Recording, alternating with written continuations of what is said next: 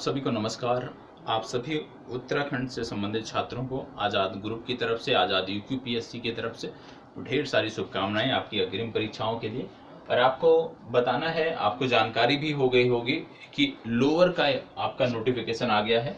UPSC अधीनस्थ सेवा परीक्षा, अवर अधीनस्थ सेवा परीक्षा का जो आपका नोटिफिकेशन है लोअर सबऑर्डिनेट सर्विस का, वो आपका आ चुका है। और इसके बारे में कुछ जानकारी आपको बताने वाला हूं कि किस प्रकार से आप इसकी तैयारी करेंगे, किस प्रकार से आप फॉर्म फिल करेंगे, अंतिम तिथि क्या है, पाठ्यक्रम क्या है। तो इन सब के बारे में समग्रता से हम इस वीडियो में जानने वाले हैं।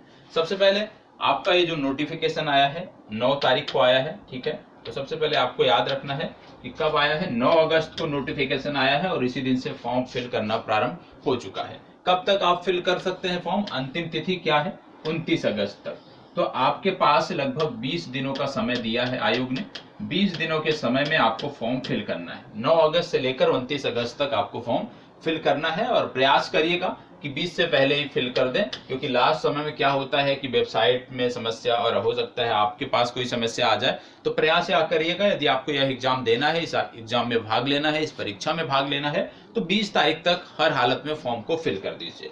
इसके बाद यदि हम देखें तो सबसे महत्वपूर्ण बात आती है कि पद संख्या कितनी है। तो आपको बता दें, इस विज्ञापन में जो पद संख्या आई है, कुल 190 पद आए हैं। कितने पद आए हैं?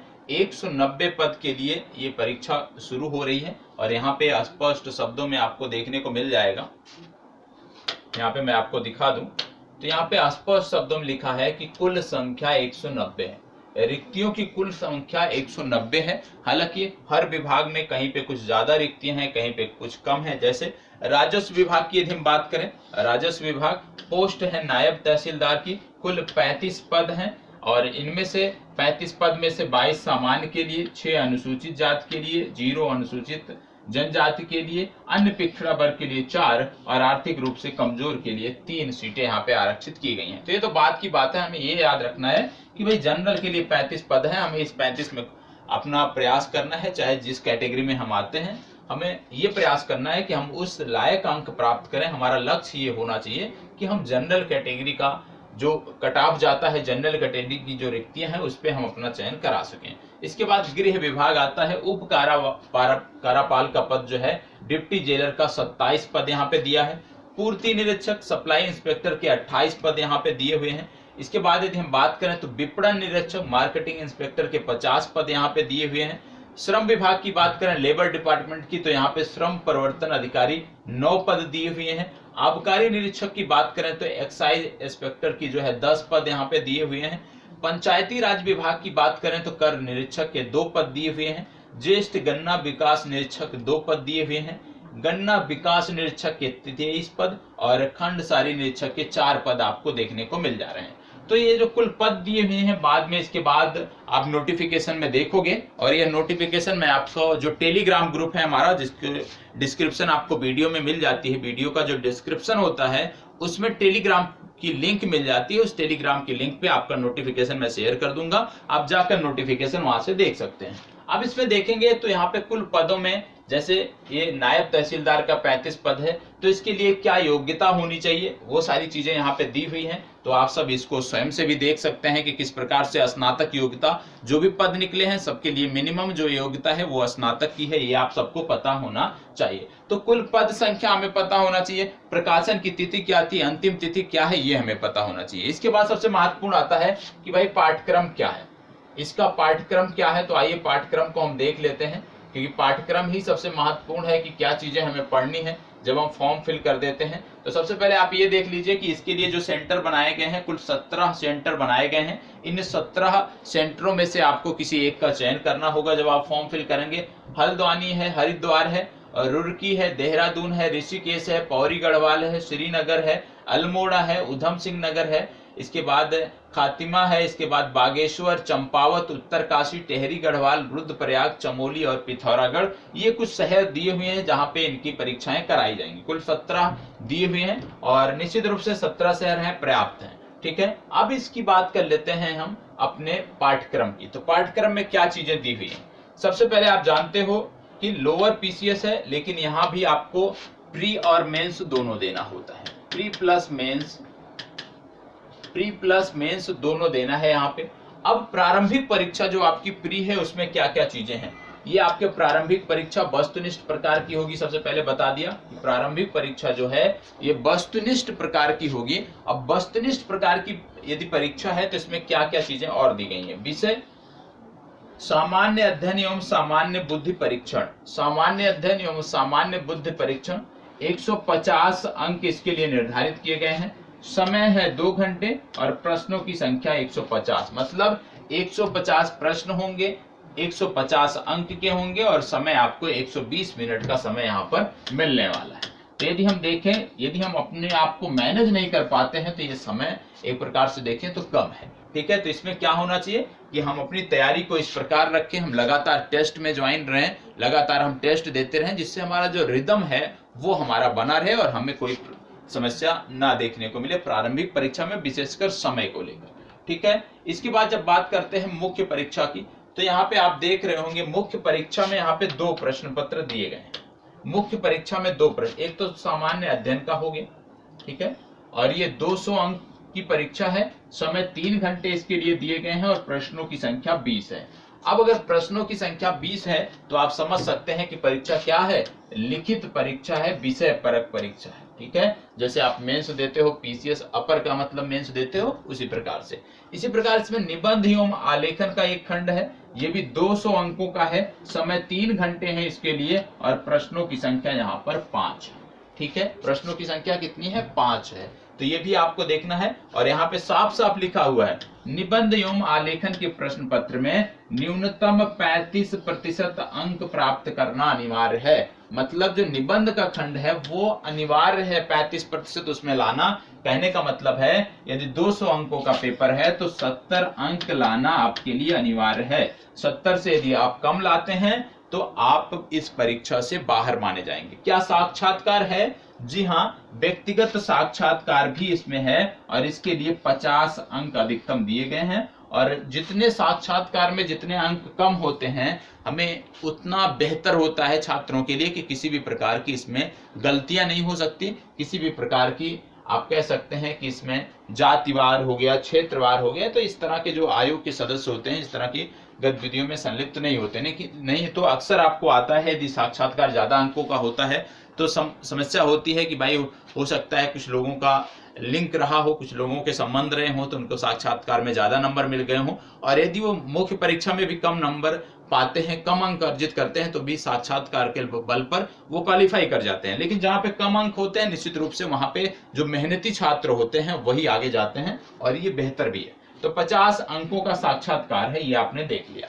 अब सबसे पहली बात है कि पहला चरण जो है प्रारंभिक परीक्षा का है। तो प्रारंभिक परीक्षा का अभी आपने देखा सिलेबस यहाँ पे लिख दिया गया, सामान्य अध्ययन एवं सामान्य बुद्धि परीक्षण। तो इतने से तो हम जान नहीं सकते भाई सामान्य अध्ययन सामान्य बुद्धि परीक्षण में क्या क्या चीजें हैं। तो यहाँ पे आपको प्रारंभिक परीक्षा का सिलेबस जो है वो देखने को आपको मिल जाएगा। अब इसमें क्या क्या चीजें हैं, एक बार विषयवार हम चीजों को देखते हैं कि क्या क्या चीजें हैं। सबसे पहले यहाँ पे बोला गया है सामान्य विज्ञान एवं कंप्यूटर से संबंधित आधारभूत जानकारी। मतलब सामान्य विज्ञान में विशेषकर जो आपका बायो का पोर्शन होता है, ठीक है, तो सामान्य विज्ञान हो गया एवं कंप्यूटर संचालन की आधारभूत जानकारी संबंधित प्रश्न, ये विज्ञान एवं कंप्यूटर की सामान्य समझ है। दैनिक जीवन में इनके अनुप्रयोग प्रेक्षण एवं अनुभव पर आधारित होंगे, जो कि ऐसे शिक्षित व्यक्ति से अपेक्षित हैं जिसका विज्ञान या कंप्यूटर की किसी शाखा में विशेष अध्ययन ना हो।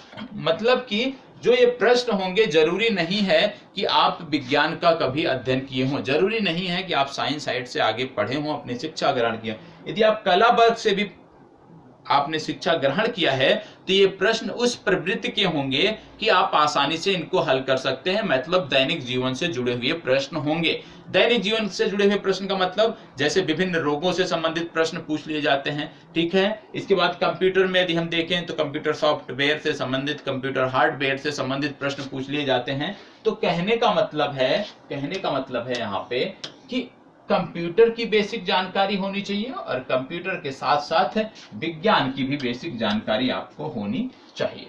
दूसरा खंड यहाँ पे आता है भारत का इतिहास तथा भारतीय राष्ट्रीय आंदोलन।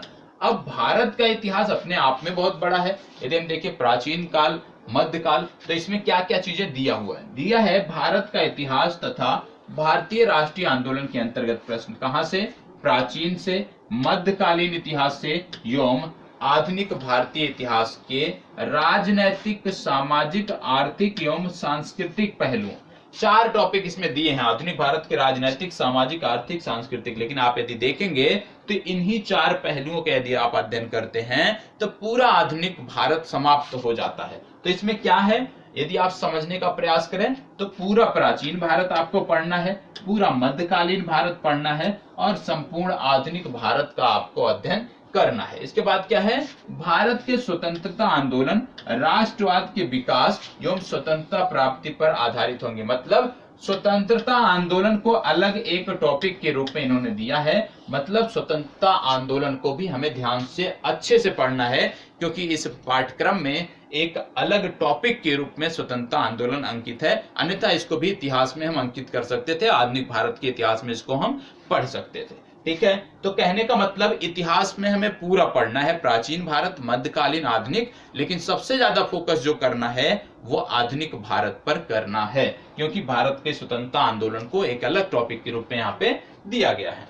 इसके बाद यदि हम देखें तीसरा विषय इसमें कौन सा है, तीसरा विषय इसमें जो देखने को मिल रहा है वो है भारतीय राज्य व्यवस्था एवं अर्थव्यवस्था। भारतीय राज्य व्यवस्था एवं अर्थव्यवस्था भी यहाँ पे आपको पढ़ना है, तीसरा सब्जेक्ट। अभी तक आपने देखा कंप्यूटर, पहला आपने देखा कंप्यूटर आपके सिलेबस में है, कंप्यूटर के बाद आपने यहीं पे देखा कि विज्ञान भी है, विज्ञान के बाद दूसरा आपने देखा अभी कि इतिहास आपको पूरा पढ़ना है, इतिहास के बाद तीसरा आपका आ गया अर्थव्यवस्था और राज्य व्यवस्था। अब इसमें क्या है, इसमें है भारतीय राज्य व्यवस्था, संविधान, पंचायती राज और सामुदायिक विकास तथा भारतीय अर्थव्यवस्था एवं नियोजन की व्यापक विशेषताओं की समझ।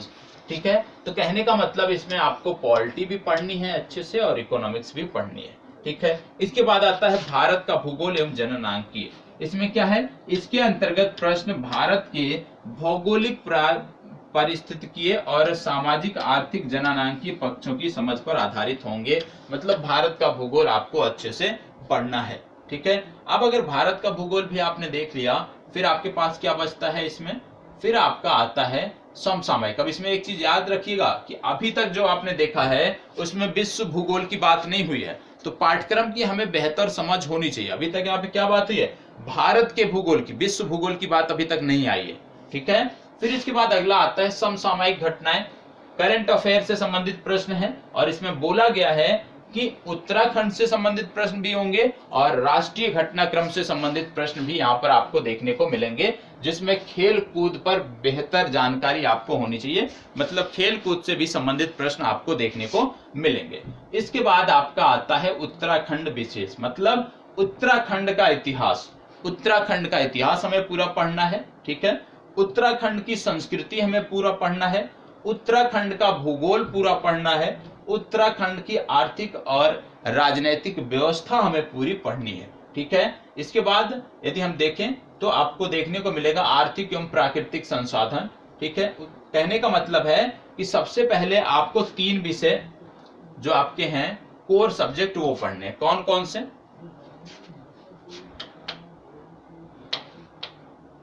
सबसे पहले आपको पढ़ना है सामान्य विज्ञान। ठीक है, सामान्य विज्ञान के बाद आप देखेंगे कंप्यूटर।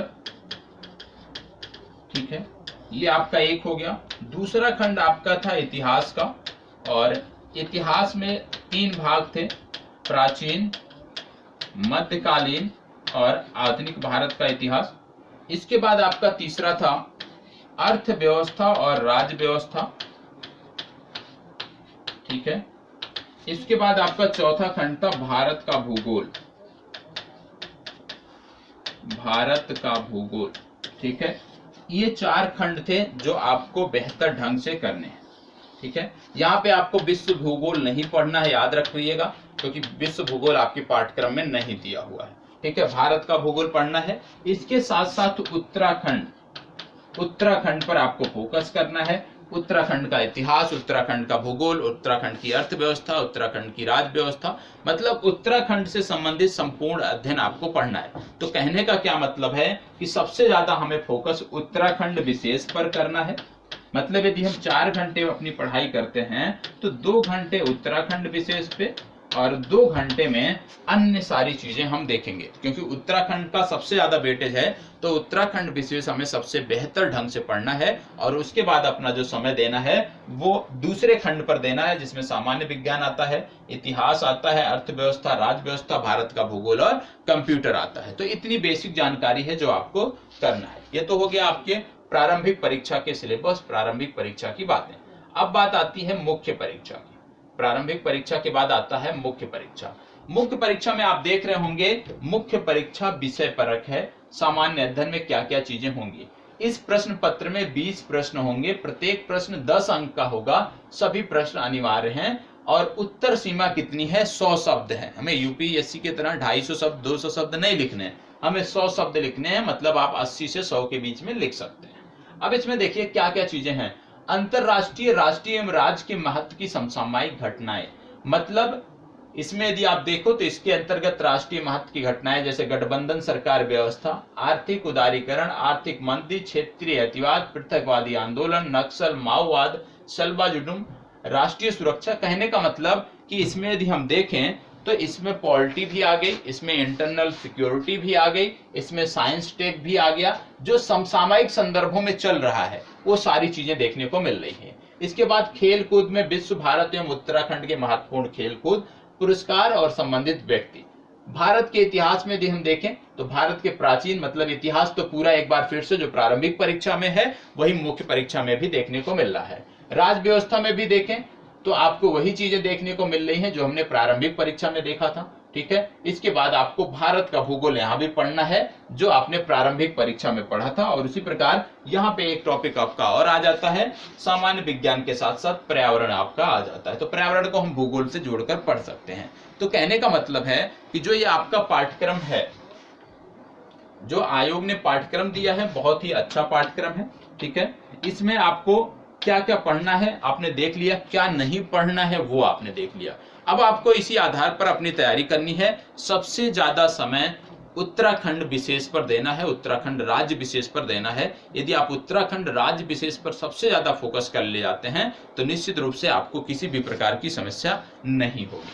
अब आप सबकी परीक्षाओं को ध्यान में रखते हुए हमारे द्वारा इस चैनल पर आप देख रहे होंगे सुबह 9 बजे से लेकर 10:30 तक यहाँ पे एक अध्ययन कराया जाता है जो होता है उत्तराखंड से संबंधित। और अब आज से, अभी तक क्या होता था कि इसमें सामान्य विज्ञान के भी प्रश्न जोड़े जाते थे, लेकिन जो कल से डिस्कशन होगा उसमें सिर्फ और सिर्फ उत्तराखंड के प्रश्न होंगे और टॉपिक वाइज प्रश्न आपको देखने को मिलेंगे। क्यों? क्योंकि हमारी जो उत्तराखंड की मांग है, उत्तराखंड की जो भी परीक्षाओं की मांग है वो उत्तराखंड राज्य विशेष पर ज्यादा फोकस होता है। तो हमें भी सबसे पहले उत्तराखंड राज्य विशेष पर आधारित जो भी टॉपिक हैं इनको कंप्लीट करना है। इनको कंप्लीट करने के बाद फिर हम अन्य टॉपिक पर आगे बढ़ेंगे। और ये जो आपका डिस्कशन होता है इसमें उत्तराखंड के साथ साथ आपको करंट अफेयर्स अवश्य देखने को मिलेगा, क्योंकि करंट अफेयर्स एक दिन में तैयार करने वाली चीज है नहीं।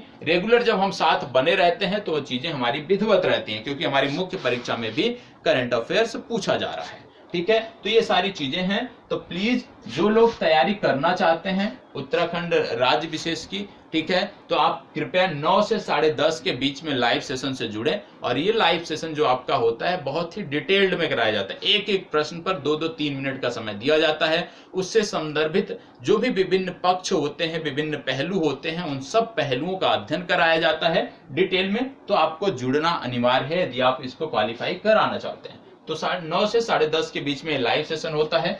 सोमवार से शनिवार लाइव सेशन होता है, इस पे उपस्थित रहें, ठीक है। और आपके लिए, ठीक है, वीकली टारगेट क्या होगा ये भी मैं अभी जल्द में उपलब्ध करा देता हूं कि आपके लिए वीकली टारगेट क्या होगा। जो लोग लोअर का एग्जाम देने जा रहे हैं इनके लिए वीकली टारगेट क्या होना चाहिए, ठीक है, किस प्रकार से इनकी तैयारी, मतलब स्वयं से आपको क्या चीजें पढ़कर आना है। और सप्ताह में हम प्रयास करेंगे, जब आप सब जुड़ जाएंगे ज्यादा से ज्यादा संख्या में, तो प्रयास करेंगे कि आपका साप्ताहिक एक टेस्ट हो जिसका केंद्र बिंदु क्या होगा, पीसीएस लोअर की परीक्षा होगी, क्योंकि इसी का आपको एग्जाम देना है। तो इसी आधार पर आपका टेस्ट डिजाइन किया जाएगा और वहां पे सारी चीजें आपको देखने को मिलेंगी। आपने देखा इस पूरे पाठ्यक्रम में कहीं भी हिंदी देखने को नहीं मिला, मतलब हिंदी भी आपके लोअर में नहीं पूछा जाना है, ये भी आपको याद रखना है। तो सबसे पहले कोई भी जब हम तैयारी करते हैं तो उसके पाठ्यक्रम हमें पता होना चाहिए। मान लीजिए आपने फॉर्म फिल कर दिया, पाठ्यक्रम आपने नहीं देखा, तो निश्चित रूप से आप विश्व का भूगोल पढ़ते, आप हिंदी पढ़ते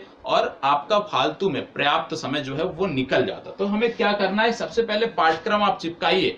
यदि आपको ये एग्जाम देना है तो इस एग्जाम का पाठ्यक्रम अपने टेबल पर सामने लगाइए, वॉल पे लगाइए और निश्चित रूप से प्रतिदिन उसका अध्ययन करिए, क्योंकि जब तक पाठ्यक्रम की समझ नहीं होगी कोई भी परीक्षा आप क्वालिफाई नहीं कर सकते हो। तो आपके लिए कक्षा प्रतिदिन प्रारंभ है, कृपया जुड़े ज्यादा से ज्यादा संख्या में और आप जो कुछ भी चाहते हैं कक्षाएं वो भी आपको मिलेंगी। अभी तक क्या था कि 2 तरह की कक्षाएं चैनल पे दी जाती थी। एक दी जाती थी जो 1 दिवसीय एग्जाम है यूके SSC द्वारा जो कराए जाते हैं, इनके लिए फैक्ट पूछे जाते हैं, तो वो फैक्ट आधारित कक्षा आपको मिलती थी। एक होता था यूके PSC से आधारित, यहाँ पे थोड़ा डिटेलिंग कराया जाता था। अभी तक एक कक्षा मिली है, कल आपको दूसरी कक्षा मिलेगी। यूके SSC से संबंधित जो फैक्ट था, यहाँ पे 2 कक्षाएं मिल चुकी हैं, 2 कक्षाएं दी जा चुकी हैं। तो आप दोनों में से जो आपको करना है, जो आपका लक्ष्य है, उस लक्ष्य को आप साथ लेकर आगे बढ़िए, उस लक्ष्य पर केंद्रित रहिए। तो आपकी जो यही चर्चा है यहीं पे समाप्त करते हैं। फॉर्म से संबंधित कोई भी डाउट हो, फॉर्म कैसे फिल करना है या रजिस्ट्रेशन कराना पड़ेगा क्या, कोई भी जानकारी यदि चाहिए तो आप कमेंट बॉक्स में बताइएगा। निश्चित रूप से उससे संदर्भित वीडियो आपको अगले दिन देखने को मिलेगी। धन्यवाद।